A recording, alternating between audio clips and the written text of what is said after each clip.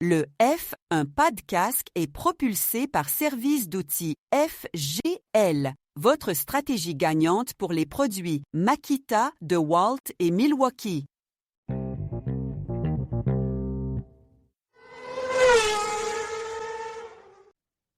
Lundi 25 mai, mon nom est Martin Simon, Simon avec un C, et il me fait plaisir de vous souhaiter la bienvenue à un autre épisode du F1 Podcast. Aujourd'hui, c'est notre retour sur notre week-end de course locale, c'est-à-dire le Grand Prix du Canada à Montréal, et on débute maintenant avec la journée de samedi.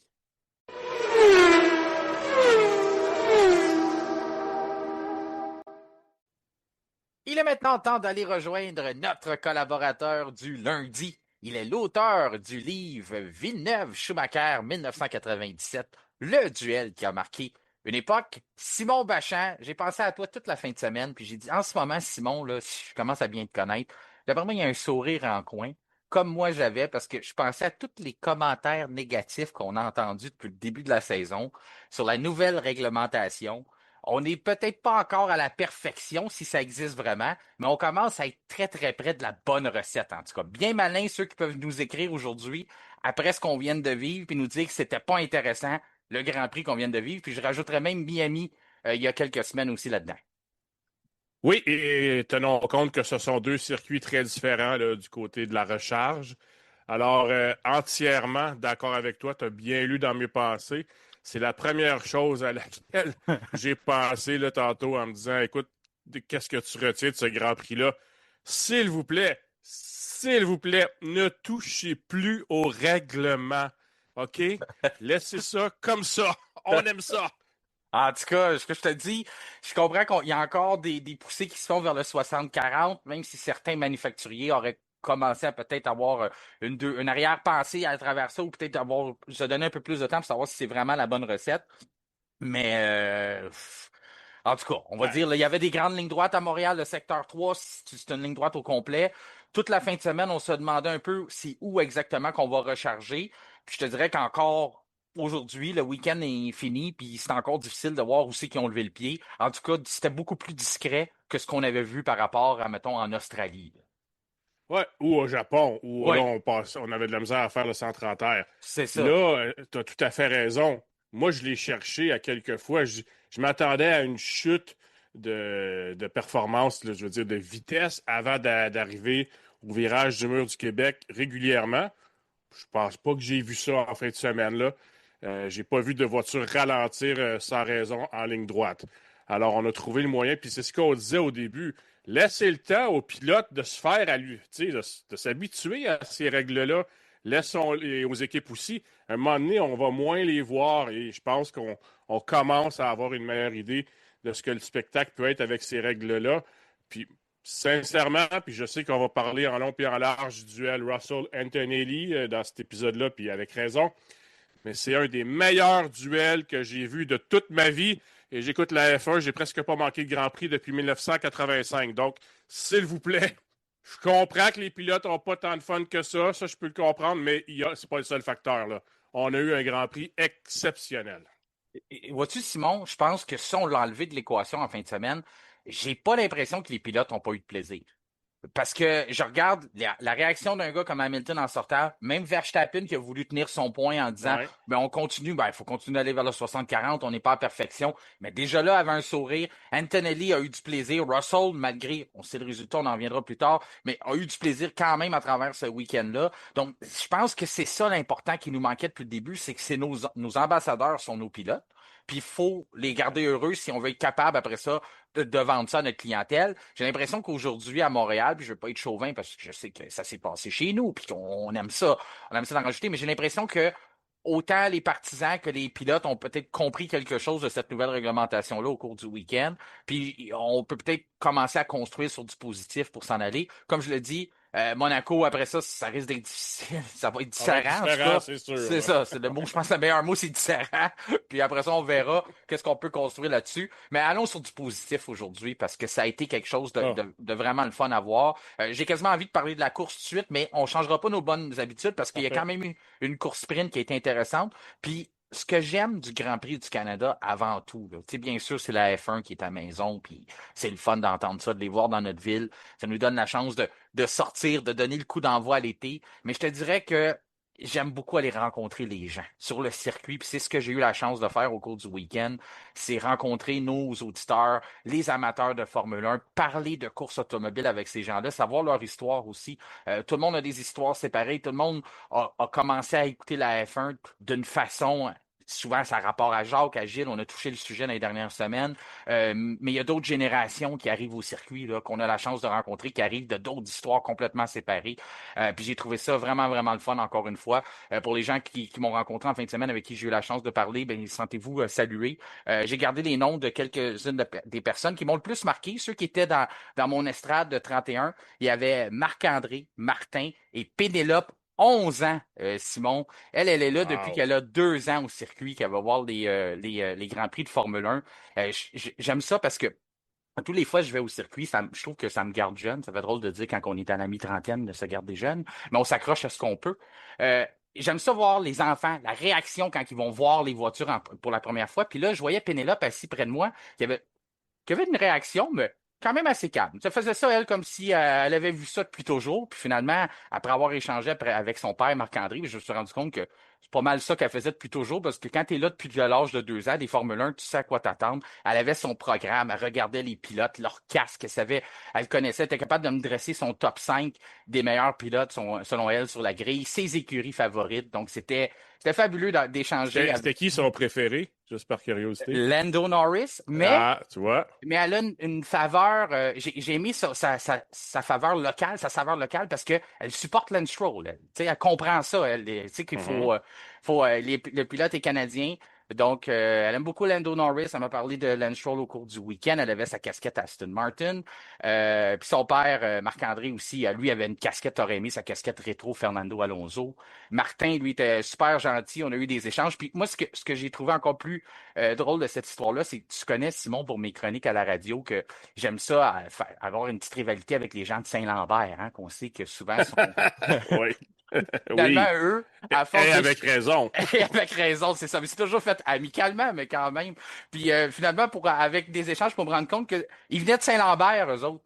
Donc, fait que Bon. là, c'était le fun de voir. Et puis là, Martin, il arrêtait pas de me faire des blagues. Il dit, tu sais, c'est pas tous les gens de Saint-Lambert qui aiment pas la Formule 1. Fait que là, moi, je leur ai conseillé de retirer tout leur chandail à l'effigie de la F1 avant de rentrer à la maison. Question de ne pas s'attirer les foudres de leurs voisins. Donc, on a eu bien du plaisir là-dessus. Mais faut quand même que je les blâme pour quelque chose. J'ai eu un méchant coup de soleil. J'ai attrapé tout un coup de soleil, puis j'ai décidé que je blâmerais ça sur leur dos. Ils ont trouvé ça bien drôle de me voir entre la transition après les Formule 1, première fois en piste, puis quand je suis revenu après un passage à la terrasse à Heineken, où j'ai eu la chance justement d'aller discuter avec notre collaborateur François Goulet. Mais c'est ça, quand je suis revenu, là, si tu avais vu le changement de peau que j'ai eu, là, j'étais rendu quasiment rouge Ferrari. Là. Les gens pensaient que j'affichais mes couleurs de la Scuderia tellement que j'ai pogné tout un coup de soleil. Je me suis fait avoir par le vent. C'est très traite, hein, les journées venteuses, Oui, c'est hein? pas. Fait que c'est ça. Mais je te dirais que j'ai eu beaucoup de plaisir. Joaquin, qui était assis à côté de moi, c'est un gars de 25 ans. Lui, il est arrivé tout seul au circuit, sans bien me voir, me donne la main. Il dit bonjour, je m'appelle Joaquin. Commence à échanger avec lui. Lui, il n'y avait pas d'amis qui aiment la Formule 1. Fait qu'il a décidé qu'il a vu ça sur son ordinateur. Il dit, ben, je m'achète un billet puis je m'en vais là tout seul. Puis ça me faisait beaucoup penser à moi quand j'étais plus jeune, qui allait voir puis je vais encore voir la F1 tout seul souvent, parce que j'avais personne dans mon entourage, à part mon père ou quelque chose qui était vraiment un fan d'F1 pour aller là. Fait qu'il m'est déjà arrivé, moi aussi, de me prendre un billet et d'aller là tout seul. Donc j'ai trouvé ça le fun d'échanger avec lui tout au long du week-end. En arrière de nous, il y avait, crois-le ou non, un monsieur de l'Alaska avec sa fille jeune adolescente qui est passionnée de Formule 1. Fait que le père a décidé de prendre des billets à un hôtel puis de venir voir la F1 à Montréal, Ah, faire mais plaisir à sa fille. je suis pas du tout surpris. Je peux te raconter une anecdote. Ben oui, Tu te vas-y. souviens qu'en 2009, malheureusement, on n'avait pas eu de Grand Prix cette année-là. Oui. Et moi, j'étais allé voir les Indiens de Cleveland, comme ça qu'on les appelait à l'époque, puis les Reds de Cincinnati, parce que j'aime aussi le baseball. Et comme toi, j'étais tout seul. Mais entre les deux villes, je m'arrête à Columbus, puis je me dis, tiens, je vais aller voir l'aréna des Blue Jackets, juste voir de quoi ça a l'air, puis je vais aller à la boutique parce que j'aime ça m'acheter des chandails d'équipe puis des Ouais. casquettes d'équipe. Fait que là, le gars, il reconnaît que j'ai un accent, puis il dit, es-tu de Montréal? Puis là, il me parle du Grand Prix, puis qu'il venait à chaque année, puis qu'il était donc déçu qu'il n'y en ait plus. Puis je dis, fais-toi-en Ah. pas, je pense qu'il revient en 2010. Puis lui, là, évidemment, j'ai jamais eu de nouvelles, mais sais, je pense qu'il est revenu plusieurs années après. C'était un grand enthousiaste du Grand Prix. Donc, à chaque année, selon ce qu'il me disait, sa femme et lui partaient de Columbus, Ohio, en auto pour descendre jusqu'à Montréal pour passer la fin de semaine et aller voir le Grand Prix. Ouais, il y en a beaucoup d'histoires comme ça. Ouais. Puis, tu sais, je trouvais que la raison pourquoi j'ai choisi ces deux histoires-là, Simon, c'est que je trouvais que ça allait vraiment avec ce qu'on a parlé dans les dernières années, que les jeunes filles commencent à s'intéresser à la Formule 1, ce nouveau public-là de jeunes qui commencent, qui trouvent ça le fun, qui veulent découvrir ça. Puis j'avais tout ce qu'on raconte dans les derniers mois, j'avais deux exemples flagrants devant moi avec le père qui il fait ça pour sa fille parce que sa fille lui casse les oreilles avec la F1. Et aussitôt que ça a commencé, là, la fameuse chanson de la Formule 1, je ne veux pas vous la mettre dans la tête, mais je suis sûr que Oui, vous l'avez déjà. c'est Aussitôt que fait. ça a, aussitôt que, aussitôt que ça a commencé, elle a commencé à chanter ça derrière moi, puis ça m'a mis ça dans la tête pour le restant du week-end, puis tout ça, puis elle connaissait exactement l'air de la chanson. Donc j'ai trouvé ça vraiment, vraiment fun d'échanger avec eux. Ça a été super le fun. Donc Moi, salutations. c'est les chansons des guerrières de la K-pop. Fait que je pense que t'es chanceux. Oui, j'ai eu des gens qui vont parler de ça en fin de semaine aussi, que c'est peut-être les concerts de l'an prochain qu'il va falloir avoir pour avoir de la popularité plus jeune du K-pop, mais en tout cas. Mais salutations à Marc-André, Martin, Pénélope qui était ma préférée en fin de semaine, et Joaquin qui était assis à côté de moi aussi. Ça a été super plaisant de vous rencontrer, à tous les autres aussi avec qui j'ai eu la chance d'échanger. Bien sûr, François Goulet qui était là sur place, donc c'était bien plaisant de rencontrer son ami Dominique aussi qui était avec lui. Donc, des belles conversations avec des purs fans de Formule 1. Puis là, après ça, ben, c'était le temps d'avoir de l'action en piste, hein? Puis on en a eu. On va tout de suite commencer en parlant de la course sprint, qui je pense a été. Je savais pas à quoi m'attendre, pour vrai. Montréal, c'est un drôle de circuit. Ça peut être intéressant, puis ça aurait pu être un flop total aussi, hein? C'était pas évident de prédire si vraiment ça se prêtait bien à la course sprint. Puis j'ai eu une pensée pour toi aussi tout au long du week-end, parce que quand il y a de la F1, je pense à Simon, je pense à François, je pense à JC, je pense à tous nos amis qui aiment la Formule 1. Puis tu m'as parlé de la semaine dernière de quand Jean Alesi a gagné, puis que Oui. les fans avaient tous été sur la piste, puis on a rappelé aux gens que c'était pas une bonne idée d'aller sur la piste. Je pense que pour l'an prochain, il faudrait trouver une façon de passer le message aux marmottes, hein? Oui, oui. Parce que ça, Oui, ça. ça, c'est peut-être le seul aspect négatif de la fin de semaine. J'ai l'impression qu'on va en entendre parler dans les prochains jours. Ouais. Puis si tu Je ne sais veux, pas jusqu'à quel point tu peux contrôler ça, ben, mais on dirait que ça semble incontrôlable, mais si tu veux bien, c'est pour ça, je sais que c'est un point négatif, allons-y. puis je voudrais en parler tout de suite parce que ça a eu un impact quand même sur la fin de semaine. Puis je me suis demandé à quel point que les gens de la F1 vont faire ah ben c'est normal, ça fait partie de la faune, ou ça va être une petite tâche au dossier de dire hey, ça là, c'est pas sérieux parce que il y a des écuries qui en ont payé la facture, il y a des pilotes qui en ont payé par leurs résultats. Ça a coûté cher en pièces, je pense notamment à Williams. Il y a Charles Leclerc aussi qui a eu une épreuve, je pense, dans la qualification. À un moment donné, on perdait quasiment le fil de qu'est-ce qui se passait avec toutes les marmottes en piste. Si c'était parce que j'ose pas croire que c'est la même, là. Ils ont peut-être des liens de parenté, mais disons qu'il y en a qui ont été assez amochés. Mais en tout cas, je sais pas pour toi, est-ce que tu l'as vu du côté de. Est-ce que c'est peut-être le seul gros point négatif du week-end, ça a été que les marmottes se promenaient comme s'il y avait eu. Puis je sais qu'il y en a eu des mesures pour les prévenir, mais Oui, c'est ça. ça Ils en ont paraissait fait, pas. ils l'ont publicisé, le Grand Prix. Ouais. En tout cas, j'ai vu des articles dans les journaux. Donc, jusqu'à quel point tu peux contrôler ça? Est-ce que tu peux aller plus loin encore dans le contrôle de la faune sans trop déstabiliser? Parce que l'idée, c'est pas d'éradiquer les marmottes des îles, pas du tout. Non. C'est leur habitat, là, après tout. C'est le Mais, printemps pour eux aussi, hein. Tu sais, c'est plus ouais, tôt pour eux aussi. Tu sais, je veux pas, on est en mai, trois c'est semaines plus vrai. tôt. Fait qu'eux autres aussi, ça se réveille, puis ça commence à vouloir bâtir En tout cas, je suis pas un spécialiste de la faune, là, tu vas t'en douter, mais je veux dire, tu sais, je me dis que pour eux autres aussi, c'est d'aller les changer d'environnement à ce moment-là de l'année. Est-ce que c'est pas plus grave qu'en juin? Je veux pas trop m'avancer, mais c'est peut-être ça aussi qui a causé le problème, que ça a été plus compliqué pour les organisateurs. Ou on a moins de temps peut-être pour les repérer, Ouais. parce que Des je ne sais pas. captivés. Faudrait voir. Je pense que, sincèrement, le Grand Prix, j'ose croire le sait, ils vont peut-être y aller plus fort dans les mesures, tout en accent sur l'aspect temporaire. En même temps, c'est jamais facile de déplacer des animaux. Et ça n'a aucune garantie. Mhm. Alors, bon, je pense que malheureusement, il y aura toujours une part de risque parce que, tu sais, c'est pas d'hier là, qu'il y a des marmottes pendant le Grand Prix. Une des photos légendaires, tu sais, c'était avec Riccardo Patrese sur Williams, puis tu avais Oui. la marmotte qui essayait de le dépasser. Alors, tu sais, c'est pas d'hier, mais on dirait que ces dernières années, il y en a peut-être plus. Alors, D'ailleurs, c'est certainement un dossier à suivre. La mascotte est une marmotte, hein. On salue Ouais, Vroom, ouais. Vroom qui écoute le F1 podcast, on le salue, là. Mais c'est ça. Fait que quand même, fait que c'est sûr que ça l'a fait honneur à notre histoire de marmotte, mais à notre mascotte. Mais je pense qu'il va falloir trouver un moyen pour, en tout cas, quelque chose de différent pour l'an prochain. Une fois que ces histoires de marmotte aplatie là sont terminées, si on commence à parler de l'action en piste, t'étais comme moi, est-ce que tu t'attendais? Pensais-tu que Montréal était propice à une course sprint? Tu sais, on le sait, on avait établi depuis quelques années que c'est pas mal du cas par cas. Je me rappelle que au début, Austin, moi, j'avais trouvé que c'était pas un bon endroit pour faire ça. François m'avait convaincu, il disait, ben, sois patient, j'aimerais ça refaire l'étude une deuxième fois. Finalement, Austin s'est avéré peut-être être pas si pire que ça pour les courses sprint. Donc, Montréal, première fois, ça aurait peut-être vouloir dire qu'il aurait fallu réessayer, mais là, je trouve que ça m'a donné le goût d'en voir un autre l'an prochain, là. Ah, j'espère que oui, parce que Ouais. moi, je trouve que ça a été une des bonnes courses sprint. Puis je pense encore une fois que le fait qu'on ait des nouveaux règlements, ça a aidé. Tu sais, si je compare avec celle de la Belgique l'an dernier, où c'était à la queue leu-leu tout le long, tu sais, je pense que Montréal, on a un bon circuit. C'est un circuit court, donc tu fais plusieurs tours.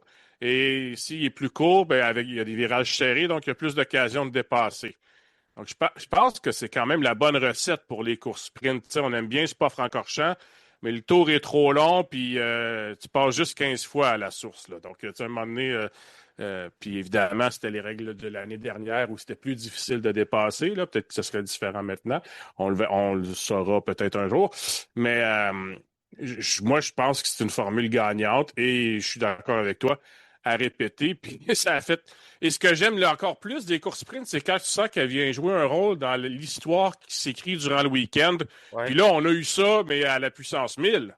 À Puissance 1000, ça a été probablement le premier chapitre officiel de Russell Antonelli, qui risque d'avoir plusieurs pages d'ici la fin de l'année. Juste terminer la parenthèse sur la sprint. Moi, je trouve que le nom sprint, ça doit paraître dans l'épreuve. Puis ils ont été du début à la fin, Mhm. aucune gestion. Du moins, s'il y a eu de la gestion, on l'a pas vraiment vu. C'était très subtil. Donc, moi, je trouve que c'est ça, ça a été ça le problème avec Spa-Francorchamps il y a quelques années, c'est que le circuit est tellement long qu'on Ouais. doit tout de suite commencer à gérer les pneus. Ça avait été ça dans une des courses sprint qu'on avait faites à Austin. On tombait en gestion beaucoup plus rapidement. J'ai pas senti que ça a été le cas samedi ici sur l'île Notre-Dame. J'ai senti que ça a été vraiment du début à la fin, à fond de train. Puis celui qui levait le pied, ben il perdait au bout de la ligne. Donc ça a été ça. Et comme tu mettais la table, ben oui, entre Kimi Antonelli et George Russell, ben ça a été ça, à fond de train du début à la fin entre les deux. Kimi Antonelli a tout envoyé, à part l'évier de cuisine, expression anglophone que j'aime bien mettre en français. Mais il a à peu près tout envoyé en direction de Russell. Puis finalement, c'est pas venu. Il a été très agressif parce que moi, le dépassement qu'il a tenté au Est de Senna, pour moi, il y avait aucun univers où ce que George Russell pouvait se permettre de laisser passer Kimi Antonelli. S'il l'aurait fait, j'aurais été le premier à le blâmer parce que ça aurait été comme lui donner le championnat. Là. Dire, ah ben on est coéquipiers, vas-y Kimi, t'as une belle histoire, puis moi aussi je prends pour toi. Il aurait quasiment fallu qu'il dise ça parce que tu peux pas ouvrir la porte à ton adversaire au championnat comme ça dans les S de Senna. En tout cas pour moi, il y avait pas de controverse là. Je sais que Kimi était vraiment fâché avec l'émotion, puis tout ça, des fois ça peut faire ça, mais je sais pas qu'est-ce que tu as vu de ton côté, mais moi pour moi, George Russell a fait la bonne chose. Ah oui, je suis d'accord avec toi. Puis je pense que c'est de la vie générale aussi. D'ailleurs, il n'y a même pas eu d'enquête, hein. On va juste Il n'y a pas eu le de plainte souligner. non Les plus. commissaires, c'est ça. Non, c'est ça, mais les commissaires n'ont pas dit on va Ouais. regarder pour être sûr. Non, et si tu veux dépasser dans les S de Sénat de cette façon-là, la façon avec laquelle Kimi Antonelli l'a fait, il y a des gens qui ont réussi en course le dimanche à le Ouais. faire, donc il y a des leçons à apprendre. Il faut que tu sois clairement plus rapide et clairement en avant par l'extérieur. Donc, il faut que tu sois en avant de ton adversaire. Et jamais, mais jamais, il était là. Donc, il a trop insisté. Je ne veux pas dire que c'est pas une bonne idée de tenter le dépassement-là, mais il y a un petit côté désespéré à la chose. Et là, il n'y avait pas de chance. Et je suis d'accord avec toi. Il n'y a aucun univers où George Russell pouvait se permettre d'être gentil avec Kimi Antonelli à ce moment-là. Russell est arrivé à Montréal avec un point à prouver et il fallait qu'il agisse de cette façon-là. Alors, c'est tout à fait légitime, pertinent et on n'a rien à lui reprocher là-dessus. Et ça nous a aussi démontré que Kimi Antonelli, si bon soit-il, il y a encore des choses à travailler parce que j'imagine que tu vas nous parler de son comportement après cette tentative de dépassement-là. Ben, il était trop insistant. Puis là, après ça, ça lui a coûté une position aux dépens de Lando Norris. Puis moi, tu sais, on a échangé vite, vite avant de commencer à enregistrer. Puis Oui. je vais te le répéter. Moi, je suis encore surpris qu'il a réussi à terminer troisième, Kimi Antonelli, parce qu'avec les excursions hors piste qu'il s'est payé, avec les coups que sa Mercedes a pris, de juste terminer de terminer troisième, de ne pas avoir plus perdu de position que ça, un peu comme à l'image Miami là, dans la sprint où il avait tombé plus loin puis il avait fallu remonter. J'ai été quand même surpris de ça parce que ça aurait pu lui coûter beaucoup, beaucoup plus cher le fait qu'il a été aussi insistant, pas simplement au dépens de son coéquipier, mais au dépens de Norris aussi un peu plus tard.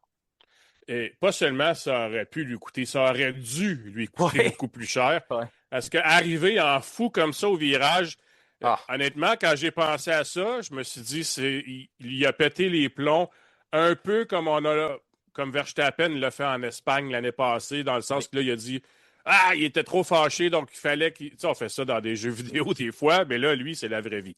Alors, tu sais, Ouais. il a dit, ça passe ou ça casse, puis jamais ça aurait passé. Et malheureusement, pour Kimi Antonelli, il est arrivé beaucoup trop vite pour freiner et prendre le virage, donc il s'est retrouvé dans le gazon.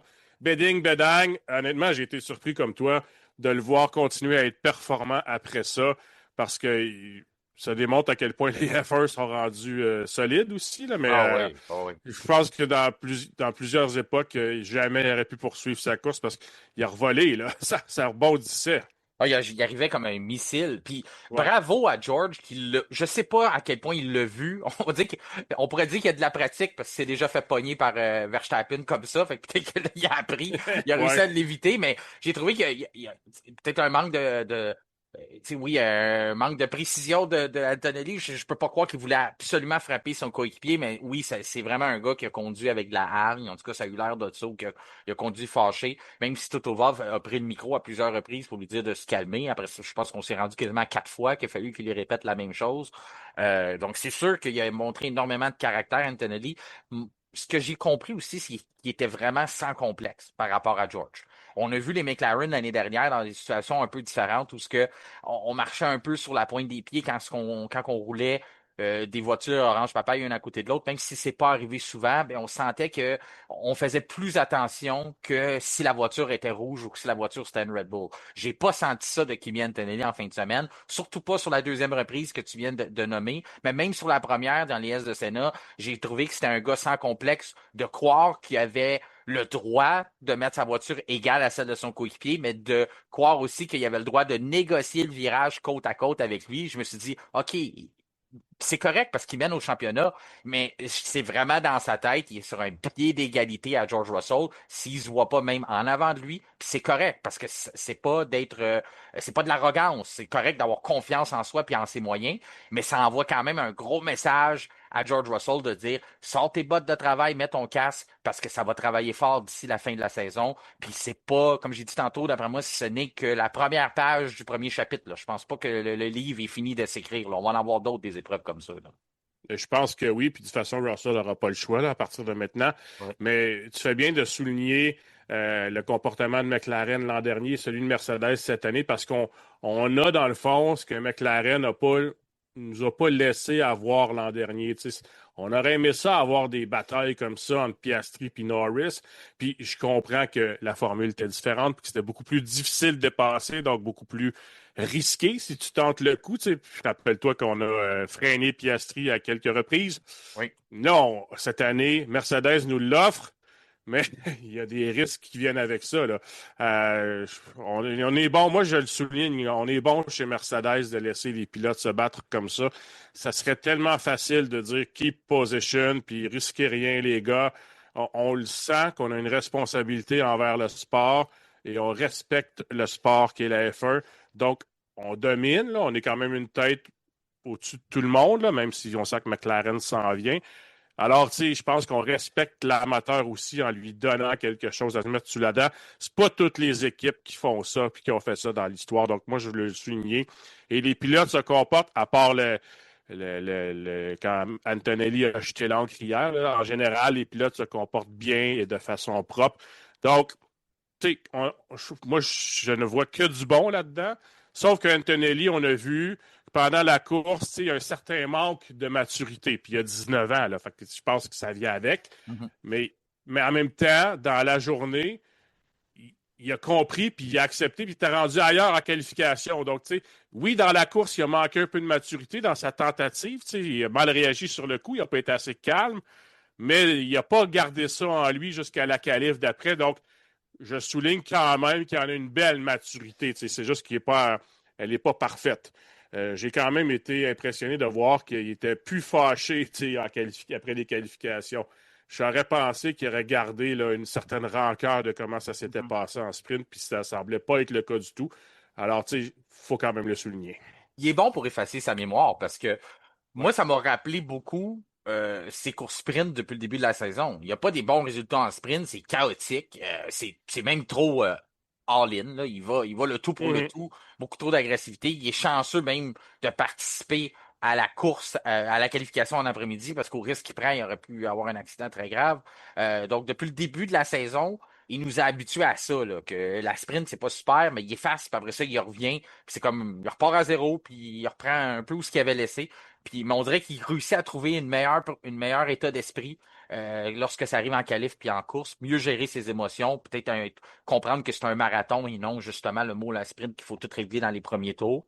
Ben tu as raison, il récupère très très bien. Puis je pense que c'est quelque chose qui va l'aider dans une quête au championnat, d'être capable de vraiment tracer la ligne après une séquence un peu plus difficile en piste ou des choses un peu plus frustrantes, puis de réussir à effacer ça puis de reconstruire à zéro. Quelque chose qui a attiré mon attention pendant la sprint aussi, ça a été l'excellent départ des McLaren. On nous avait habitués à ça depuis le début de l'année, mais le fait que Mercedes ont réussi leur départ aussi, ça c'est peut-être une mauvaise nouvelle pour Ferrari ou justement McLaren qui compte un peu là-dessus parce que c'était probablement le seul point faible visible depuis le début de la Mhm. saison qu'on pouvait trouver aux flèches d'argent. Tu sais, été surpris parce que George Russell a connu tout un départ, même si t'es pas un très grand amateur des voitures positionnées pour aller couper du chemin à l'autre, là, mais Ah. quand même, il a bien décollé de sa boîte. On a vu que la préparation chez Mercedes est mieux faite. On a trouvé quelque chose.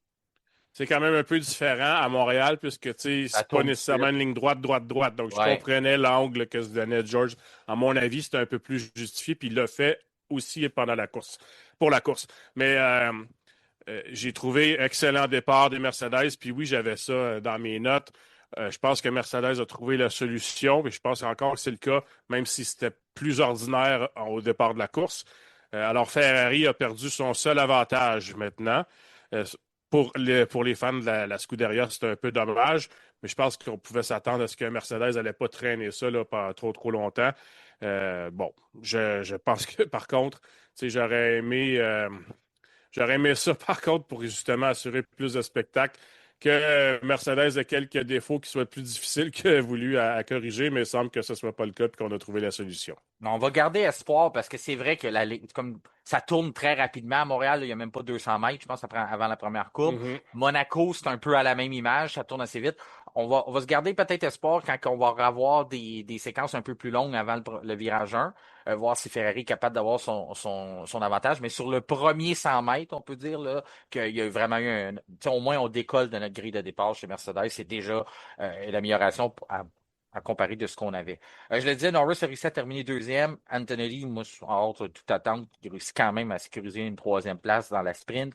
Piastri, quatrième. Leclerc, cinquième, qui termine devant Hamilton. Hamilton, lui, qui a frappé, il s'est payé une frousse au mur des champions, là, quand même, Lewis, Oui. mais très agressif au cours du week-end à bord de sa Ferrari, en pleine confiance. On en viendra un peu plus tard, mais j'ai trouvé que ça a été du vintage Lewis Hamilton dès le début du week-end de course, semblant en plein contrôle de ses moyens, en pleine confiance. Septième pour Verstappen et huitième pour Arvid Lindblad. Belle performance du jeune pilote qui a des moments difficiles depuis le début de la saison, mais c'est pas à cause de lui. C'est souvent de la malchance, mais lorsqu'il a une chance de se montrer, en tout cas, il n'a pas l'air d'un imposteur là, dans le grand cirque pour l'instant du côté du jeune Indien britannique. Non, pas du tout. Lindblad fait très, très bien, même qu'on pourrait penser, et c'est ce que je crois, qu'il est déjà meilleur que Lawson. Alors, tu sais, c'est un peu injuste pour Lawson parce que des fois, il fait bien, mais c'est Lindblad qui est de façon générale est supérieur. Alors, on l'a vu en fin de semaine, c'est un autre exemple. Lindblad, tu sais, sincèrement, moi, m'impressionne. Oui, il est impressionnant. Il se comporte. Moi, je trouve qu'il y a C'est une vedette, ce Il a gars-là. l'air à sa place. Il a Ouais, l'air à sa place. puis il a du charisme en entrevue. Il a l'air d'une superstar. Là. Tu sais, je pense que c'est un gars qui pourrait, dans une bonne voiture d'ici quelques années, devenir. Tu sais, il y a des gens intéressants en F1, mais il pourrait devenir une belle image là, pour le sport. Parce qu'il est drôle, il est le fun, il est un peu arrogant, mais je dis pas ça de façon négative. Là. Tu comprends ce que je veux dire? Les bons pilotes ont ce petit côté-là, là, ce petit côté rockstar-là, puis en confiance. Que, non, il est le fun, Lindblad, fait que j'ai hâte de voir comment il va pouvoir continuer à se développer. Mais pour moi, il y a vraiment le dessus sur Lawson aussi là, depuis qu'il est arrivé là. En tout cas, il a l'air plus d'un talent naturel que le Néo-Zélandais. Je veux quand même faire une parenthèse sur la qualification qui a été très intéressante. Puis moi, ce qui m'a frappé, là, j'en revenais pas, c'est l'écart qu'on a eu durant la qualification de sprint le vendredi. C'est le même écart qu'on a eu dans des températures on peut dire similaires, mais c'était pas identique. 24 heures plus tard, tu remets les deux Mercedes. On se rappelle ce qu'il y a eu le matin dans la course sprint. Tu mets Antonelli contre Russell, puis tu te ramasses encore à 68 millièmes qui les séparent. Ça m'a impressionné. Ça veut pas dire grand-chose. C'est juste des chiffres. Moi, je suis un fan de la numérologie. J'aime ça regarder ça. Mais je me dis, quand même, ça montre qu'il y a un petit quelque chose qui est minime que Russell était capable d'aller chercher sur ce circuit-là. Puis c'est ça, 24 heures plus tard, qui lui a permis d'avoir un autre pôle. Oui, mais c'était surtout un circuit qu'on associait à George Russell, où il est très bon depuis quelques années. Et Antonelli était quasiment collé sur lui. Donc ça aussi, ça disait quelque chose, mais ça démontre que les deux pilotes, en tout cas en fin de semaine, étaient pratiquement à égalité. Puis je pense que c'était le cas. Là. La course aussi l'a démontré. Ah oui. Alors Russell, lui-même l'a dit, là, il a fallu vraiment qu'il prenne des risques. Puis il ne croyait pas là, qu'il allait dépasser Antonelli dans son dernier tour de qualif. Puis il l'a fait. Alors, tu sais, c'était un tour pour les vrais, comme il a dit, puis une sensation très spéciale qu'il a décrit, parce que c'était la première fois qu'il disait qu'il allait chercher une pole de même là, à la toute fin, comme l'ont fait souvent les Verstappen puis les Hamilton. Là. Il n'y avait pas de temps sur le tableau. Il fallait que ça passait ou ça cassait. Il n'y avait pas un temps significatif pour inscrire. Comme qui dit, on a joué avec le feu, mais il fallait qu'ils sortent tous les bons virages, qu'ils mettent un au bout de l'autre, puis quand même réussir à aller trouver l'écart. Le même écart que la veille. En tout cas, je le répète encore parce que je sais pas, m'a été impressionné de C'est ça vrai que pendant. c'est spécial, Ouais, mais ça c'est ça. démontre bien le Ouais. niveau là, de performance des deux. Oui, oui, exactement. Puis à quel point que Russell, oui, a l'expérience, mais ça semble pas être suffisant pour trancher avec Antonelli pour l'instant. En tout cas, si c'est suffisant pour trancher, c'est par pas grand-chose. C'est par même pas une feuille de papier là, que pour l'instant, c'est une différence. Donc, j'ai hâte de voir où est-ce qu'il peut aller puiser, George, pour réussir à stopper ce qui se passe présentement du côté d'Antonelli. Puis on a eu une petite réponse dimanche où qu'il va falloir qu'il aille, mais je suis pas certain qu'il ait lui-même les réponses encore de ce que ça va prendre. À l'arrière, on disait, ben oui, encore un doublé Mercedes. Ensuite, ça a été les deux McLaren. C'est quelque chose qui m'a impressionné, c'est aussi de la fin de semaine. Parler à la course sprint, ça a l'air d'une parade au début, une parade d'écurie, de voir les deux Mercedes, une en arrière de l'autre, les deux McLaren, les deux Ferrari, les deux Red Bull. On voit vraiment que les forces en présence sont équilibrées, mais qu'on a des bons duos de pilotes là, sur la grille parce que, oui, il y a toujours un qui va avoir le dessus sur l'autre, mais les écarts sont quand même rapprochés. Sur ceux de Mercedes, on en a parlé, mais on voit que c'est quand même généralisé sur la grille où ce que les deux pilotes sont capables de mettre les voitures sensiblement au même endroit. Bon, je vais compléter rapidement sur les positions de la qualification. On dit Norris, Piastri, Hamilton, Verstappen, Hadjar, Leclerc qui a eu supposément un problème avec une marmotte aussi. Donc, c'est ce qui l'a positionné un peu plus loin sur la grille, huitième. Ensuite, Lindblad qui a réussi à se placer encore une fois dans le top 10. Franco Colapinto qui récidive en ayant le dessus sur son coéquipier qui aurait aussi eu des problèmes techniques. Je ne sais pas aussi si c'est par rapport à une marmotte. Et ensuite, Hülkenberg, Lawson, Bortoleto, Pierre Gasly, Carlos Sainz, Oliver Burman, Esteban Ocon, Alex Albon, Fernando Alonso qui s'est payé une de ses rares frousses en Formule 1 en allant frapper le mur assez solide. J'ai été surpris de voir ça quand même de la part d'Alonso, mais on voit qu'il veut vraiment aller chercher le maximum. C'était l'objectif d'Aston Martin. On voulait augmenter la confiance de leurs pilotes au cours du week-end, qu'on ait un peu plus de confiance pour être un peu plus téméraire, aller chercher plus de vitesse en virage. Je ne sais pas si ça aura fait l'effet contraire d'Alonso. Il a essayé définitivement d'aller en chercher un peu plus, puis il a passé la limite de sa voiture. Ensuite, Sergio Perez, Lance Stroll et Valtteri Bottas complète la grille avec sa Cadillac. Maintenant, sans plus tarder, passons à la journée de dimanche et au spectacle qui est venu animer les gradins de l'île Notre-Dame au circuit Gilles Villeneuve.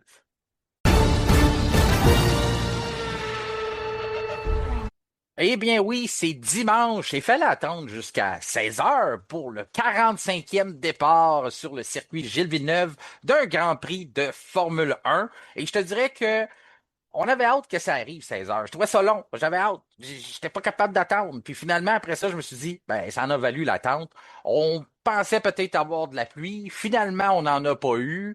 Ça devenait pas mal évident qu'on n'en aurait pas, sauf pour McLaren. McLaren, qui sont à peu près les seuls qui s'en ont pas rendu compte qu'il avait arrêté de pleuvoir, que la piste avait commencé à sécher. Tout ça à cause que pendant le tour de reconnaissance, ben, les pilotes ont dit, bah, on n'a pas vraiment d'adhérence. Mais après ça, ça l'a changé. Et les autres écuries s'en ont rendu compte. Donc, je te dirais, Simon, pendant la fin de semaine, nombreux sont les gens qui ont voulu me parler des stratégies de McLaren, me jaser du Qatar, parce qu'il y en a qui se rappelaient de notre épisode où ce qu'on avait jasé, parce que je trouvais que ça n'avait pas de bon sens que McLaren s'était planté sur leur stratégie. Finalement, pour arriver ici à Montréal, un an après où ce qu'on s'était un peu trompé encore une fois, tu te rappelles, avec la pluie, on avait mal géré ça, là, finalement. Ça, c'est il y a 2 ans, oui, Il on y a avait 2 laissé ans, aller oui. une victoire. Oui. C'est ça. Il y a 2 ans, on a laissé aller la victoire. Finalement, on a rentré Norris un tour trop tard. Donc, c'est pas la première fois qu'on arrive avec ça. Il y a Will Courtney, qui est l'ancien, qui travaille avec Anna Schmidt pendant un certain moment chez Red Bull, qu'on a embauché du côté de McLaren, mais qu'on peut pas mettre la main dessus encore puisqu'il est en période de jardinage, Will Courtney. Ben, ça commence à presser. Ça commence à presser d'avoir quelqu'un de nouveau pour gérer les stratégies de l'équipe Orange Papaye. L'année dernière, ça a failli nous coûter le championnat. L'année d'avant, je dirais que ça a failli nous coûter le championnat constructeur contre Ferrari. Finalement, on a réussi à s'en sortir. L'année dernière, ça a failli nous coûter le championnat des pilotes ou un championnat des pilotes avec Lando Norris parce qu'il y a eu des stratégies qui n'étaient pas à point, notamment au Qatar. Puis là, on arrive un an plus tard de tout ça. On est à Montréal, puis c'était vraiment pas bon, les intermédiaires, là. Le seul avantage qu'il n'y en ait pas un, c'est qu'on aurait pu les garder toute la course parce que aussitôt que tu essaies les intermédiaires, tu n'es pas obligé de mettre deux gommes. Tu sais, on sait le règlement que tu es obligé de conduire sur une course puis d'utiliser deux gommes différentes, sauf si tu prends les intermédiaires ou les gommes pluie, tu n'es pas obligé de les changer. Il aurait pu les durer jusqu'à la fin. Mais avec une piste qui n'est pas assez trempée, les gommes intermédiaires font moins que des gommes tendres quasiment en frais de durabilité. Donc, je sais pas où est-ce qu'on allait avec ça. Essaye de m'éclairer, Simon. Qu'est-ce que les autres ont vu qu'on n'a pas vu ou que j'ai pas vu? Ben, moi, je pensais que c'est ce qu'ils voulaient faire, de durer longtemps avec des intermédiaires puis de voir où ça allait les mener. Et tu fais bien de faire le parallèle avec le Qatar l'an dernier parce que là aussi, c'était un endroit où McLaren avait une stratégie puis toutes les autres équipes avaient une autre stratégie. Donc, euh, chez McLaren, on est trop prudent. Moi, je pense que c'est ça. Puis je pense que ça part de la personnalité d'Andrea Stella. Alors, il a bien des bonnes qualités, mais je pense qu'à quelque part, il est trop prudent, puis il prend pas nécessairement de risques, puis là, ça lui coûte. Il y a des endroits où ça a été payant, là, sans aucun doute, depuis 2, 3 ans. Mais là, ce sont les premiers qui auraient dû être prudents. Puis chez Mercedes, on avait bien compris la situation, puis on avait les mêmes pneus que la majorité du top 10, du top 10. Alors, tu sais, je pense que chez McLaren, on a fait une erreur. Par contre, je ne veux pas trop les blâmer parce que j'aime le fait qu'il ait pris une chance, tu sais, parce qu'on pouvait penser qu'en conditions normales de course, Mercedes aurait quand même gagné. Alors, il a peut-être cherché à se donner un avantage d'une certaine façon. Et on a décidé de prendre une chance, mais en même temps, je pense qu'on a été trop prudent et qu'on a mal lu la situation. Alors, à corriger, sincèrement, chez McLaren, tu as raison de souligner Courtney. Il est temps qu'il arrive. Et lui, justement, venant de Red Bull, il sait c'est quoi prendre des risques. Alors, il va peut-être des fois juste influencer l'aiguille de la bonne façon, là. Juste la faire bouger un petit peu pour qu'on soit mieux aligné vers la prise de risque. Parce qu'ils ne sont pas les seuls à avoir pensé comme ça. Il y a Audi qui avait mis leurs deux pilotes en intermédiaire. Il y a Cadillac. Il y a Williams avait pris la chance avec Sainz. Mais c'est des voitures qui étaient quand même loin. Mhm. Ce qui a vraiment pas joué dans les mains de McLaren, c'est que tous les pilotes autour d'eux avaient choisi des gommes tendres ou les gommes médiums. Il n'y avait pas d'autre percée. Si Verstappen l'avait choisi intermédiaire ou peut-être les deux Mercedes, ça aurait peut-être été un peu différent, mais ça a mis tout de suite les pilotes dans le trouble. Piastri, il leur a donné je sais pas combien de chances de s'en sortir. Il a dit, ça va pas. En plus, on a eu 3 départs, hein. Ça, c'est l'autre chose, là, Simon, parce que c'est Oui. rare. Normalement, quand tu te trompes, ouais, c'est ça. Mais tu sais, normalement, quand tu te trompes, t'as pas la chance de repasser dans la ligne des puits puis de dire, ouais, on n'avait pas les bons pneus sur la grille, viens les On changer. aurait quand même été dernier, tu sais, donc c'était joué à quelque part, là. Mais moi, je pense que je l'aurais essayé au moins avec Piastri, qui était ouvert à vouloir le faire. Parce que Norris, j'ai l'impression, par ses commentaires après la course, qu'il était bien d'accord avec cette idée-là. Puis qu'il était, J'ai la même impression que toi. Je pense qu'il était ouais, partie prenante de la décision. Tu sais, il l'a pas c'est subi ça. la décision. Exact. Parce que j'ai trouvé qu'il était trop, tu sais, on sait comment c'est, les pilotes, on va dire, ah, ben, c'est peut-être que c'est un gars d'équipe. Ouais, mais je pense pas qu'il aurait pris la décision. En tout cas, j'ai pas l'impression qu'il aurait eu cette attitude-là s'il n'avait pas fait partie du choix. Piastri, lui, ça a été l'effet contraire. Il a essayé comme de tempérer, mais il a dit, ben, on essaie de le faire. S'il pleuvait, on était des héros, mais là, on a l'air des idiots. Ben, je veux pas être plate, là, Martin, mais on Ouais. s'est parlé à 14h50 à peu près, puis on le savait Oui, qu'elle allait pas pleuvoir, là. Donc, exact. c'est... Puis moi, je t'ai Je dit, me ça dis... va être intéressant parce qu'il y en a quand même qui vont essayer avec les intermédiaires. Puis en me disant ça, j'avais les McLaren en tête de dire, il y a quelqu'un qui va se passer plus brillant que les autres, va dire, nous autres, on va y aller en intermédiaire. Puis finalement, ça va Ouais, moi, j'aurais sauter. plus pensé Red Bull, peut-être une Ouais. Ferrari, tu sais, Mais pas tu sais les que, Mercedes, tu sais pas les que McLaren, là. j'ai attrapé ça dans la conversation à la fin, là, avant qu'il aille sur le podium, que Lewis a changé ses pneus, je pense, juste avant le départ. Vraiment, vraiment à la fin, il a décidé qu'il ne mettait pas les inters. Puis Max, il a dit oui, je le sais, j'ai vu ça. Fait que, tu sais, Max était probablement déjà dans son auto en arrière, puis on sait que Max, il a des yeux tout autour de la tête, là. Fait qu'il a regardé ce qui se passait sur la voiture à Lewis, puis il a vu le changement de décision à la dernière minute. Fait que c'était peut-être le seul Ferrari qui était dans l'idée de dire peut-être on va partir à 2 pilotes avec deux, tu sais, Charles avec un type de pneu puis Lewis à l'autre. Mhm. Puis Lewis a fait comme non, non, non. Il dit. Puis lui-même, il avait l'air de dire comme ben, McLaren se sont plantés pas à peu près parce que moi, lui, il a pris la décision en dernière minute, mais pour lui, c'était évident que tu partais pas avec les inters aussi. Là. C'est pour ça qu'il a fait le choix. Mais en tout cas, Juste un mot sur ouais, Piastri, là, tu sais. ouais. Je peux comprendre, là, mais il faut qu'il soit quand même plus résilient que ça, là. Sa course a été dégueulasse, là. Ben, dégueulasse, ouais. Mais ils l'ont mis dans le trouble. Je comprends qu'il aurait pu Oui, mais rebondir. malgré tout, tu Ouais, sais, ouais. Non, parce que sur Albon, là, il a été pénalisé, là, mais c'était digne de catégorie junior en bas de la F4, là. ouais, C'était Bottas à sa dernière course chez Sauber qui se fout de tout, là. Tu sais, c'était ouais, ça, là. c'était. Ah non, c'était vraiment pas beau. Tu sais, puis je comprends ce que tu veux dire. C'est moi, j'avais tendance à dire, ben c'est la faute à McLaren, on l'a mis dans cette situation-là, mais en même temps, le pilote doit prendre ce qui vient à lui. De dire que là, tu es dans cette situation-là, justement, tu es un pilote de grand talent, tu es dans une bonne voiture, montre-nous que tu peux remonter le peloton. Verstappen le fait à plusieurs reprises, se faire mettre dans des mauvaises situations par rapport à son écurie, puis à bien répondre, être dans des mauvaises situations à cause de des mauvais drapeaux rouges au mauvais moment ou quoi que ce soit, puis il se bat quand même pour remonter. Donc, c'est vrai que Piastri, on pourrait mettre une petite note à son dossier sur celle-là, qu'il n'a pas fait preuve beaucoup de caractère aujourd'hui. Il aurait pu se battre plus. C'est entièrement Ouais, ce que je crois. c'est Enfin, ça, j'ai ouais. pas vu un champion du monde en devenir aujourd'hui, ça c'est clair, là. Non, non, t'as vu un gars qui a abandonné parce qu'il n'y avait pas les bons pneus au départ. Fait C'est que ça. c'est ça. Puis, en tout cas, mais puis en même temps, j'ai trouvé aussi faire preuve d'insistance, il leur a dit plein de fois, on devrait les changer, on devrait les changer. Mais à un moment donné, Oscar dit, je m'en viens. Carlos Sainz, tu te rappelles qu'il faisait ça avec Ferrari à la fin, là, comme je me rappelle Ouais. notamment à Vegas, de dire, gars, je m'en viens, moi. T'sais, fait que là, l'écurie n'a pas le choix de sortir des pneus. Là. Ils À vont la pas limite, faire. oui, t'as raison. Il Ouais, aurait pu juste rentrer de le propre chef. ouais. Il aurait pas niaisé et dire non, non, je te dis, il faut que tu repartes. Il aurait mis ses pneus, puis OK, vas-y, puis prends-les sur tes épaules, ça t'appartient maintenant. Puis effectivement, il aurait sans doute été plus à l'aise comme ça.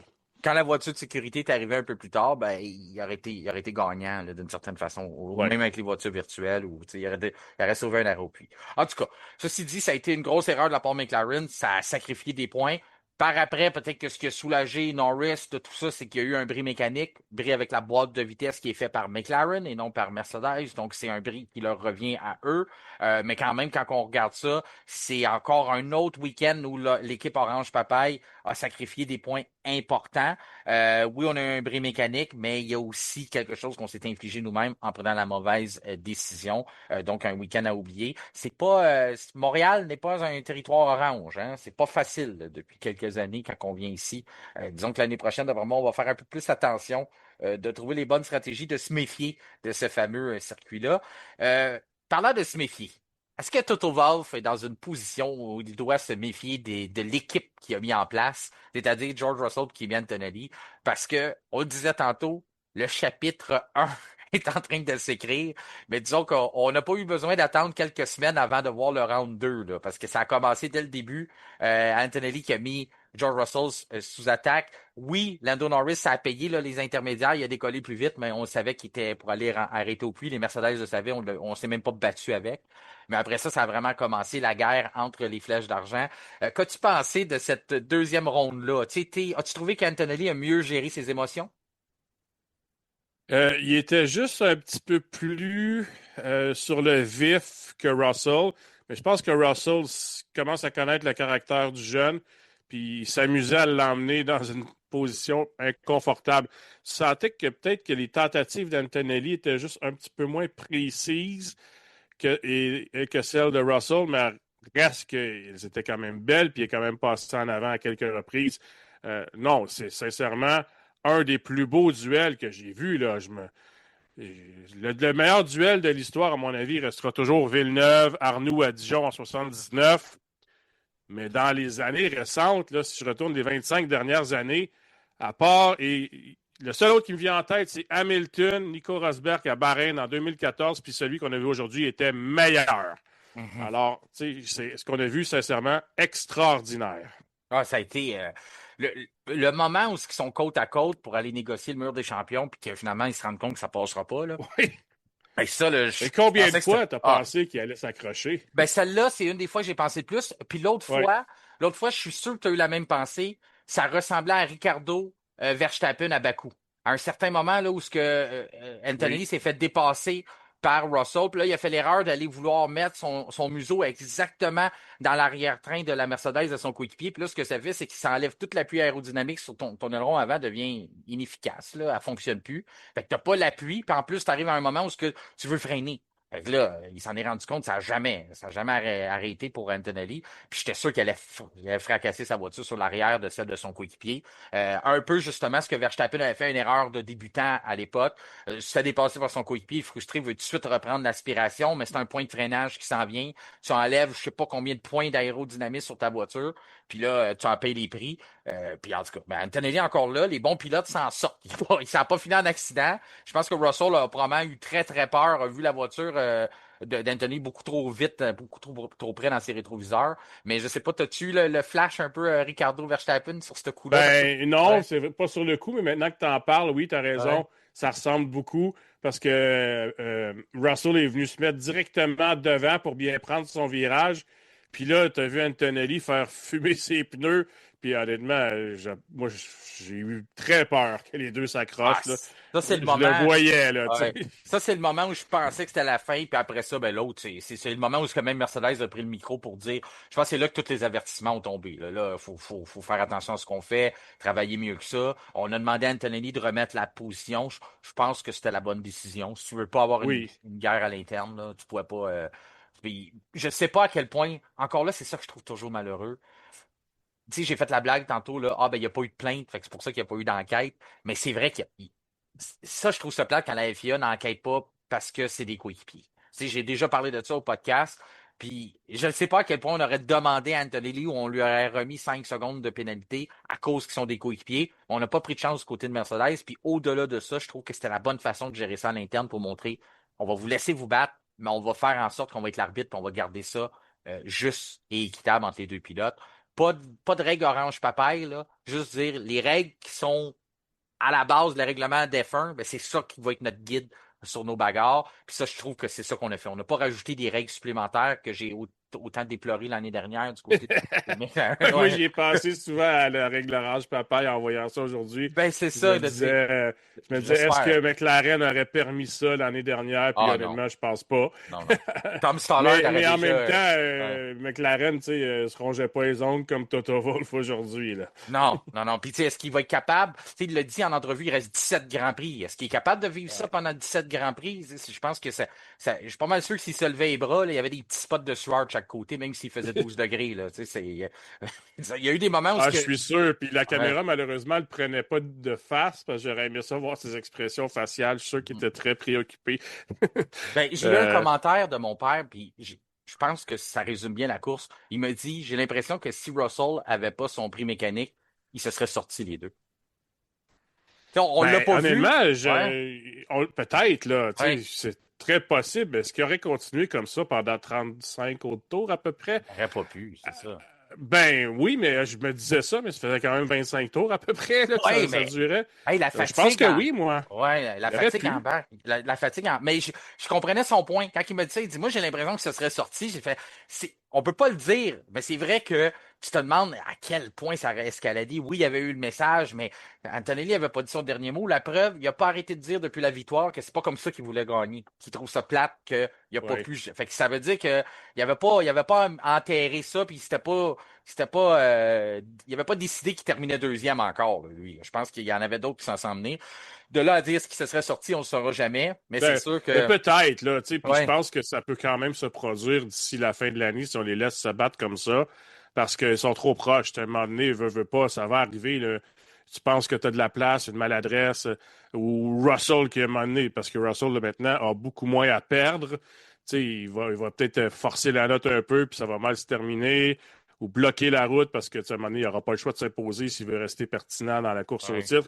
Tu sais, je pense que c'est très plausible qu'il y ait un accrochage entre les deux, puis j'espère qu'on va les laisser se battre encore, parce que je reviens beaucoup à ça ces dernières années. Wolf, dans Drive to Survive, a souvent dit qu'en 2014-2016, à l'époque Hamilton-Rosberg, il ne considérait pas qu'il l'avait super bien géré, et puis qu'il aurait peut-être dû prendre un favori plus tôt dans l'année pour éviter justement de se rendre la vie difficile. J'espère qu'il ne fera pas ça. Laissez-nous nous amuser. Ah, puis j'ai toujours trouvé qu'il y a des manières de battre ça. Tu sais, George Russell, s'il prend la pole à Monaco, euh, Mercedes ne Ben viendra oui, pas. là, ça va être différent. Il va mener C'est tout le long, là. ça. Exactement. Mercedes ne viendra pas lui dire, cogner à sa porte, dire, ben, c'est Kimi qui mène le championnat. Donc, c'est à Non, George. non, je pense pas. Ouais. Puis George a déjà fait son lit là, dans ce côté-là, de dire, ah, ben, moi, j'ai été habitué dans mes autres championnats, je revenais de l'arrière, tout ça. Peut-être pas qu'il s'attendait au résultat d'aujourd'hui de sortir avec 0 point, puis d'avoir autant de travail à faire. Mais quand même, j'ai l'impression que là, George, il faut quasiment qu'il soit un sans faille d'ici la fin de l'année. Peut-être. Il y a peut-être encore des marges d'erreur, mais c'est plus Kimi Antonelli qui va lui dicter à quel point il y a une marge d'erreur d'ici la fin de la saison. J'ai déjà hâte à la qualification de Monaco parce que ça va être quelque chose. Les deux se laisseront absolument rien, vont aller aux limites. Même il y a peut-être quelqu'un aussi qui va perdre des morceaux de sa Mercedes pour justement franchir cette limite-là puis s'assurer d'aller chercher la pole position. Disons que la table est mise, là. La table est mise pour le reste de la saison, puis la table est mise pour Monaco. La table est mise pour qu'on ait des très belles courses, mais tu sais, pour ce Ouais. qui est de la course au championnat, là, Antonelli a 43 points d'avance. Heureusement qu'il reste beaucoup de grands prix parce que, Ouais. considérant, admettons que c'est 1-2 à toutes les courses, ça prendrait 6 courses à Russell pour se rapprocher, pour venir presque à égalité à Antonelli. Puis, tu sais, on s'entend, je pense pas qu'il va battre le jeune durant les 6 prochains grands prix, là. Alors, tu sais, le travail du côté de Russell, il y en a beaucoup à faire. Il faudra qu'à un moment donné, il y ait aussi un revirement de situation, que ce soit lui là, qui soit chanceux, puis Antonelli soit frappé par des ennuis mécaniques.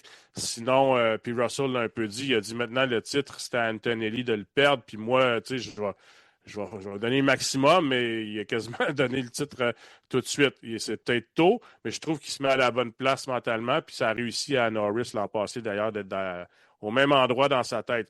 Sauf que reste que quel abandon crève-cœur aujourd'hui là, pour Russell, parce que mets-toi à sa place. Il arrive à Montréal, il y a des choses à prouver, et c'est plus difficile qu'anticipé, mais il y arrive quand même. Il tenait son bout, là, il était en avant, puis tu sentais qu'Antonelli était un peu plus rapide peut-être, mais vu que Russell a plus d'expérience, puis il est plus précis dans son pilotage quand même, il était dans la bataille, puis il aurait très bien pu remporter la course et prouver ce point. Puis là, le tapis, il glisse en dessous des pieds, il Mm. se ramasse avec rien. C'est vrai qu'il a abandonné sur cause mécanique, c'est pas de sa faute.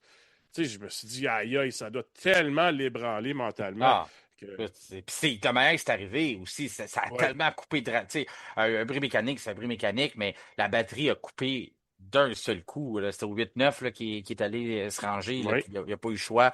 Il n'y avait plus rien qui se passait là.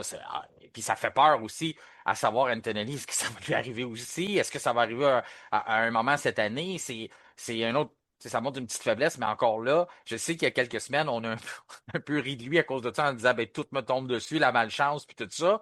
Je trouvais que c'était pas la bonne attitude. Mais c'est vrai qu'il est malchanceux là, avec ce qui vient Mais d'arriver. là, ouais, là, Ouais, force est d'admettre qu'aujourd'hui, c'est une grosse bouchée, une grosse couleuvre oui, oui. à avaler, là. Elle est pas mal difficile, celle-là. C'est ça, Et- tu sais. Fait que, en tout mais cas, moi, et ceux qui nous écoutent depuis l'année dernière, tu sais, hein, l'abandon mécanique a un rôle à jouer dans une, une saison de Formule 1. oui. Alors, tu sais, je me réjouis pas que Russell ait été frappé par un abandon mécanique.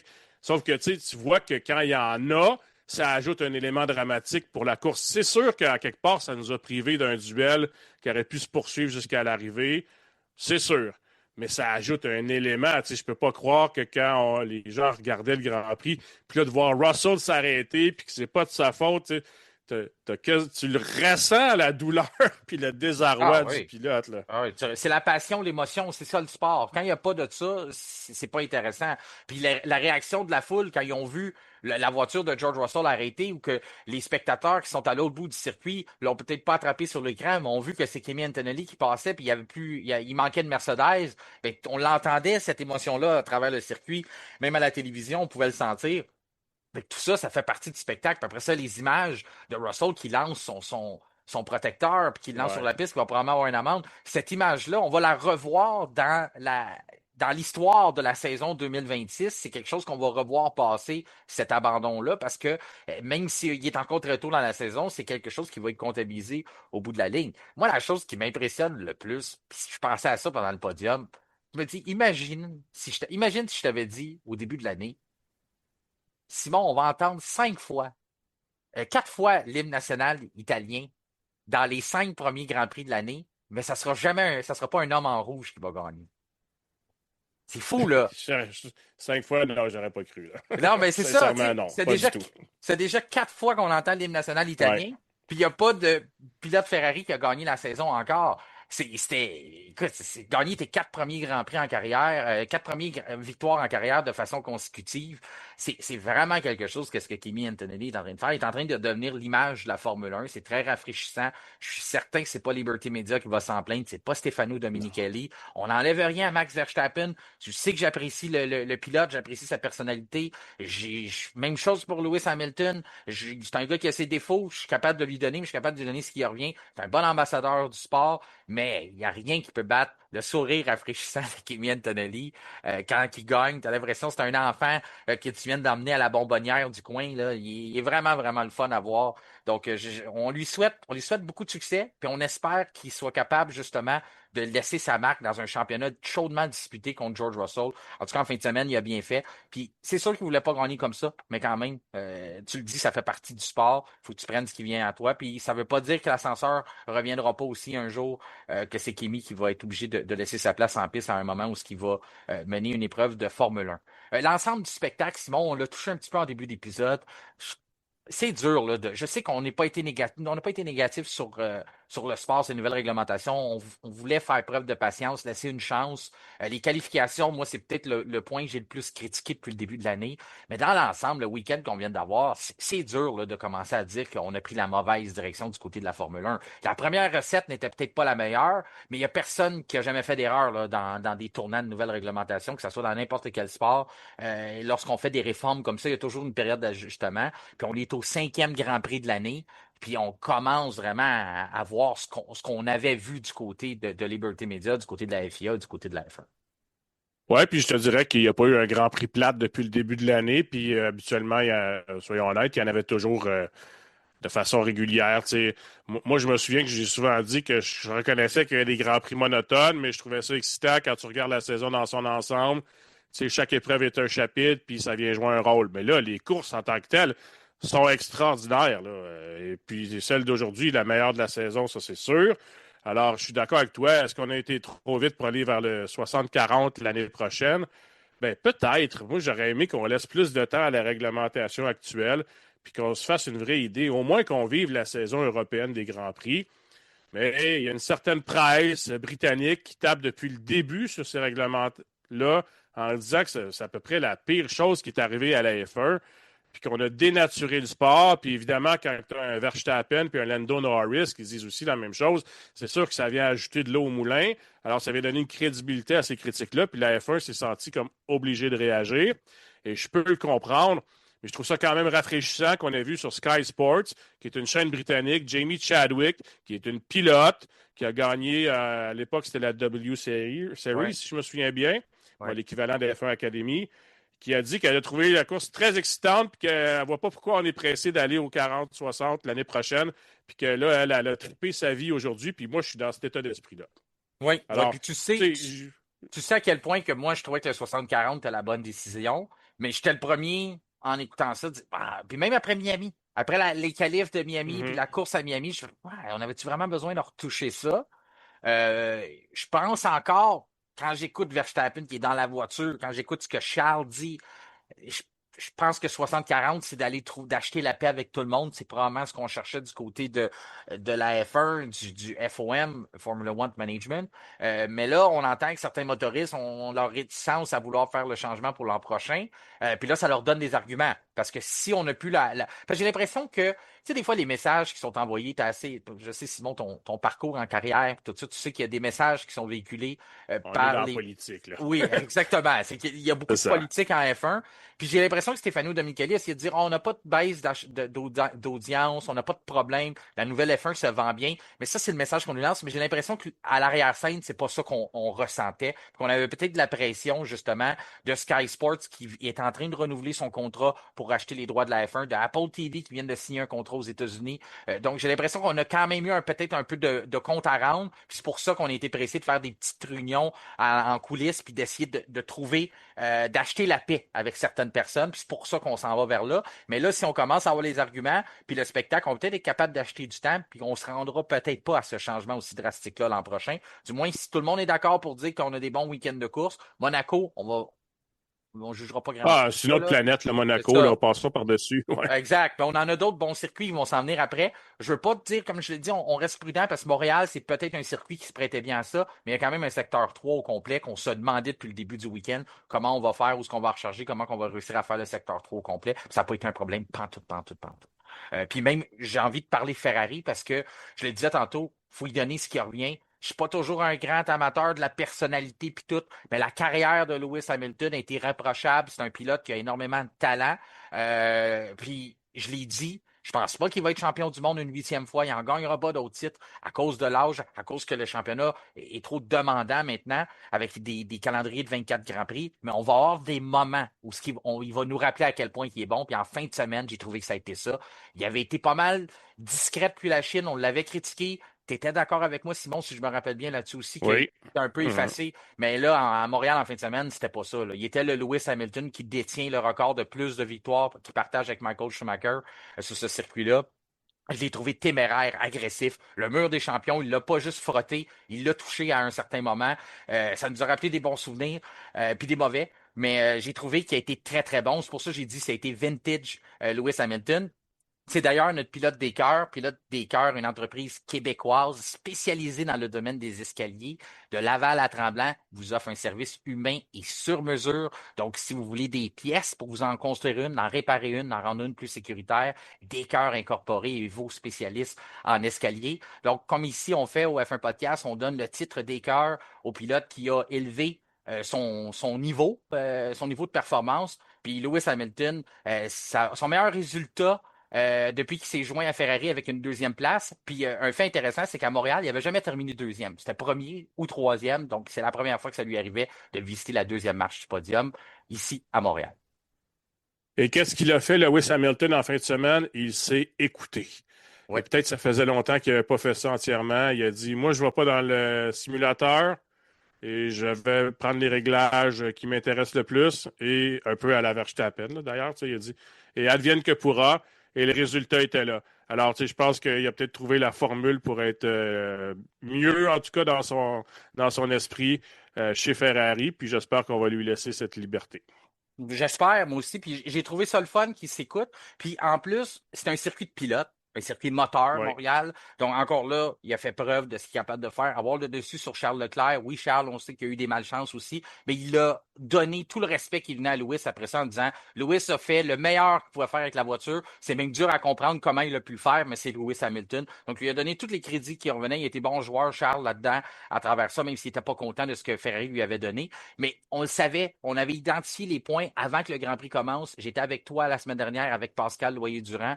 Puis on mentionnait justement ce fameux secteur 3-là, le problème de traînée, le problème de vitesse de pointe. La seule façon que Ferrari pouvait s'en sortir, c'est d'être très agressif dans toutes les portions 1, portion 2, attaquer tous les virages possibles du circuit, parce que c'est là qu'on pouvait faire des gains par rapport à nos adversaires. Lewis Hamilton avait très bien compris le message. Il fallait s'en remettre justement à être téméraire, être agressif, prendre des risques. Puis c'est ce qu'il a fait tout le week-end. Puis c'est ce qui a rendu intéressant au grand bonheur des partisans qui étaient sur place. Je l'ai vu dès la journée de vendredi. Lewis prenait des risques. J'ai même fait une blague à un moment donné, devant moi, j'ai vu la première fois une tondeuse Ferrari tondre le gazon de la section 8-9, mais c'est lui qui testait les limites de la piste, savoir où ce qu'elle allait aller. Mais c'est ça qui est intéressant de Lewis Hamilton. Il l'a montré en fin de semaine. Il y a des choses qu'il est capable de faire, des fois un peu de magie. Puis j'ai vu, ça va attirer mon attention. Vendredi, j'en ai parlé avec François Goulet, justement, dans l'intermission. Puis de dire, on pratique l'aspiration du côté de Ferrari. Ça veut dire qu'on ne croit vraiment pas avoir réglé notre problème de traînée. Tout le long de la séance d'essai libre, la seule de 60 minutes qui a été pas mal écourtée, on se promenait un à l'arrière de l'autre, on pratiquait ça. Finalement, on a décidé de laisser ça tomber. Charles voulait rien savoir de l'aspiration de Lewis Hamilton. Lewis n'a pas eu besoin. Donc, on a trouvé des solutions par notre talent et par notre pilotage. Puis ça, un septuple champion du monde comme Hamilton l'a très, très bien fait encore une fois. Oui, puis c'était vraiment le fun de le revoir. Et je te souligne que Antonelli, après la course, a dit qu'à son avis, Ferrari était la favorite à Monaco, puis ça se peut, Oui, parce qu'on a moins besoin de la puissance là. Moi, je pense quand même que Mercedes aura son mot à dire, là, mais je comprends l'idée là, de vouloir mettre la pression sur Ferrari. Mais reste que c'est possible, et si c'est le cas, j'ai bien hâte de voir le duel entre les deux, entre Leclerc et Hamilton. ouais, ça Surtout va si on être. a ça, Hamilton. Oui, ça, Hamilton-là, puis ça va lui donner confiance. Il y a pas de. Je trouve pas qu'il a réussi à traîner le momentum d'un week-end à un autre depuis longtemps, Louis. Là. Mhm. Tu sais, en Chine, je te rappelle, là, j'avais mes réserves. Moi, Oui. je trouvais qu'il avait été très bon, mais après ça, au Japon, ça a été différent. Puis ça a pris du temps. Là. Il a rallumé en fin de semaine. Là. Fait que ça reste de voir s'il est capable d'en coller deux de suite. Deux bons week-ends. J'ai hâte de voir ça. En arrière de lui, Verstappen qui récolte son premier podium. Faut quand même saluer premier podium pour le moteur Ford aussi. Ça, c'est quand même intéressant de voir Mhm. ça cette année. Donc, ça tombe bien que c'est Verstappen qui est allé le chercher. Du positif pour lui. Ensuite, Leclerc, des bons combats. Hein? Verstappen, Ah Hamilton tout le oui. long de la fin de semaine. Ça a été très beau à voir. Puis j'ai aimé comment Max a dépassé Lewis. J'ai aimé comment Max a rendu ça compliqué pour Lewis de revoir la position après ça. Tantôt, tu as touché un peu le sujet, mais on a fait une clinique à Kimi Antonelli, comment qu'on Voilà. dépasse, comment qu'on dépasse dans les S de Senna, autant à l'intérieur qu'à l'extérieur. Aussitôt que Verstappen le fait, voilà, c'est comme ça qu'on C'est fait ça. ça. Puis après ça, Kimi, c'est ça qu'il faut faire. ouais, puis après ça, Lewis est allé montrer comment on fait de l'autre côté. Il faut que tu arrives avec énormément de vitesse, comme tu mentionnais, sinon ça fonctionne pas. Donc, c'est intéressant. La seule petite affaire pour Lewis, c'est de dire la voiture que Kimi vient de gagner avec, c'est celle que je voulais plus conduire. Mais je pense qu'il vit avec sa décision. Mais il Puis, serait peut-être pas à son volant aujourd'hui. Il aurait été l'année dernière, mais ouais, aujourd'hui, il serait ça peut-être serait plus là. probablement Kimi quand même. Ouais, t'as raison, puis il aurait probablement été remplacé, puis il serait peut-être moins riche Il de serait 100 peut-être plus en millions. Formule 1, puis il n'aurait pas été Ouais. chez Ferrari vivre Ouais. une expérience qu'il voulait vivre. Je passe le classement rapide parce qu'il s'est passé Oui. bien des affaires, mais quand même, Verstappen, Leclerc, Adjar qui a accumulé pas mal toutes les pénalités qu'il pouvait accumuler, là, Mais juste une petite seconde, es-tu ouais. justifié sa pénalité? J'aimerais ça t'entendre là-dessus. Sa pénalité en ligne droite, là, qu'est-ce que tu en crois? Elle est justifiée ou non? Moi, tu me connais, moi, je suis un gars assez agressif. Moi, pour moi, c'était correct. C'était pas la fin du monde, mais c'est vrai que Charles a eu un bon temps de réaction. Ça aurait pu être plus catastrophique. Il y a eu plusieurs changements de direction. Moi, je pense que la raison pourquoi on l'a pénalisé, c'est pas parce qu'il l'a fait une fois, c'est parce qu'il l'a fait quand même plusieurs fois. Tu sais, il l'a fait peut-être à deux, trois reprises au même endroit, Mhm. jouer à gauche, jouer à droite. Il y a un moment où ça aurait pu faire un peu plus peur, parce que Charles a comme quasiment mis une roue dans le gazon. J'ai l'impression que s'il l'avait fait rien qu'une fois, il s'en aurait sorti. Mais le fait qu'il a voulu comme prendre habitude, on a peut-être voulu lui passer un message de non, tu peux pas faire ça toute une course. Fait qu'en tout Parce cas, que moi, je suis ouais, pas sûr que je lui aurais donné. ouais, Sauf que là, on est dans une F1 qui a changé ses règlements pour éviter des grands écarts de vitesse, tu sais, comme l'accident d'Oliver Burman puis c'est ça. Colapinto au Japon. Fait que là, tu es un peu coincé. Tu sais. Ouais. Ben, j'ai Dans un l'impression cas qu'il l'a comme fait ça. trop. Il a trop fait. C'est ça, je Possible. pense que, tu sais, c'est un peu, je fais des comparaisons avec le hockey, mais c'est un peu comme le hockey, t'as le droit à un coup de bâton, mais t'as pas le droit à deux des fois, là, tu sais, c'est un peu ça. Je pense Ouais, ou réplique pas, là. ouais, c'est ça. Il a comme transgressé la règle trop souvent, fait que ça a donné comme un montage Ouais. vidéo au commissaire pour vous dire, gars là, c'est assez. Tu sais. Mais Franco Colapinto, hey, il est en train de se réveiller. Lui, depuis son bain de foule en Argentine, hein, Colapinto, c'est quelque chose. Là. Il est en train de. Tu sais, autant qu'on a encensé Pierre Gasly, Franco, là, il commence à mettre les morceaux ensemble. Là. Mon Absolument. ami Franco Colapinto. Et depuis Miami, il a exactement la même voiture que Gasly. Et à ma grande surprise, il est devant Gasly. Donc, tu sais, C'est on l'a impressionnant. vanté Gasly en début d'année, mais là, Colapinto l'a trouvé, lui aussi, là, aurait pu être un pilote d'écart, mais comme on lui a donné la dernière fois, on ne voulait pas répéter. Non, Mais mais quand il même, est très, ouais, très bon actuellement. très Là. bon. Il Ouais, se ouais. démarque finalement et enfin, on voit un Colapinto qui mérite sa place en F1. Il y a la mention honorable, ça c'est sûr. Ouais. Lawson, Gasly, Sainz, Berman, Piastri, Hülkenberg, Bortoleto, Ocon, Stroll, Bottas, Perez n'a pas terminé, Norris n'a pas terminé, Russell, on l'a dit, Alonso n'a pas terminé, problème de siège. Albon, lui, c'est pas de sa faute. Là. Alex a bien Non. des défauts depuis quelque temps, là, mais ça, celle-là, il l'a pas mérité. Puis Lindblad, ben, il a tout simplement pas parti. C'est pour ça qu'on a eu plus qu'un départ à Montréal. On a dû avorter les départs. On n'a pas beaucoup de temps pour en parler. On en reviendra sur l'entre-deux courses parce que c'est un sujet qui nécessite beaucoup plus de temps, Simon, mais je voulais quand même faire une mention, puis toi aussi, je sais que c'est important. Mais Gilles Villeneuve, qui devient un personnage historique, c'est le bon terme qu'il faut utiliser, du Québec. Moi, je pense que ça fait longtemps qu'il y en ait un, mais là, c'est officiel, comme quoi on va lui donner ce titre-là. Il était grand temps, là. D'après moi, je pense pas que c'était À peu ouais. près, hein? On C'est s'entend. ça, pas à peu près. C'est un gars qui est décédé depuis longtemps, puis la famille, tu sais, on continue d'en parler à chaque année. Mais en tout cas, on va en reparler dans l'entre-deux courses. Je voulais quand même partager le message, ça laissera la possibilité aux gens de nous Ben, écrire leur opinion. reconnaissons au gouvernement de l'avoir Oui, fait quand ouais, même si ça a pris plusieurs années. Tu sais, on l'a vanté, là, Gilles Villeneuve, dans les dernières semaines, avec raison, et on ne le vantera jamais assez. Mais s'il y avait un moment, il n'est jamais trop tard pour le reconnaître. Alors, tu sais, c'est fait, et tant mieux. Pilote du jour présenté par Sona Viking qui vous demande, Sona Viking, c'est une entreprise québécoise spécialisée dans le domaine des saunas, comme le nom le dit. Située à Laval, peut vous faire ça sur mesure autant à l'intérieur qu'à l'extérieur. On vous demande aussi à vous de participer sur notre Spotify. Vous pouvez trouver la question dans le sondage, sinon dans les commentaires sur Facebook ou peu importe où ce que vous écoutez, juste à nous écrire votre choix. Pilote du jour, moi j'y vais avec Kimi Antonelli. C'est peut-être pas original, mais j'ai pas le choix. J'ai trouvé que c'est bien comporté. Il a bien répondu. Fait que pour moi, c'est lui. Simon, ton choix, pilote du jour. Ben, j'ai hésité entre Antonelli et Lewis Hamilton. Antonelli aurait pu perdre sa concentration là, une fois que le combat était terminé. Pas en tout. Ouais. Après ça, la victoire était jouée puis il l'a pas gaspillé. Alors, il faut quand même le souligner. Mais Lewis Hamilton a été tellement bon aujourd'hui que je pense que c'est lui qui est le pilote du jour. Ouais, Et le public aussi l'a reconnu. ouais, tu fais bien. Tu fais bien de le prendre. Ça a été notre pilote des cœurs et pilote du jour. Et, tu sais, je dirais même l'ensemble du week-end aussi. Ça fait longtemps que j'ai pas vu Lewis vraiment faire une fin de semaine comme ça. J'ai vraiment trouvé ça le fun de le voir. Puis tu sais, on a eu un beau podium à Montréal, on va se le dire là, quand même. Là. Mhm. Ça dépend les gens, là, leur allégeance, mais quand même, Antonelli, Hamilton, Verstappen, 3 écuries sur le podium. Ouais, je pense que c'est un beau scénario qu'on a. Simon, ça a toujours été un plaisir. Gros week-end de course à Montréal. La bonne nouvelle, c'est qu'on a une chance de se reparler encore cette semaine, d'en rajouter sur ce Grand Prix-là, de parler de Gilles Villeneuve, puis de tout plein d'autres bons sujets qui vont venir entre-temps. Donc, merci encore une fois d'avoir été là avec moi aujourd'hui. C'est toujours un plaisir d'échanger avec toi, mon ami. Merci à toi, Martin, et merci à tout le monde.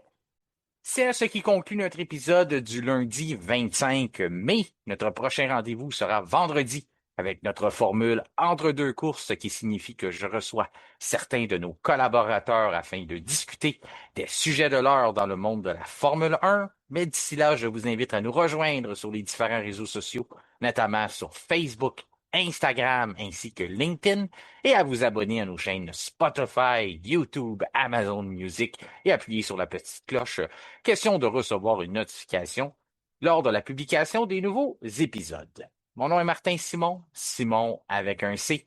Je vous remercie de faire confiance au F1 Podcast et je vous souhaite une excellente semaine.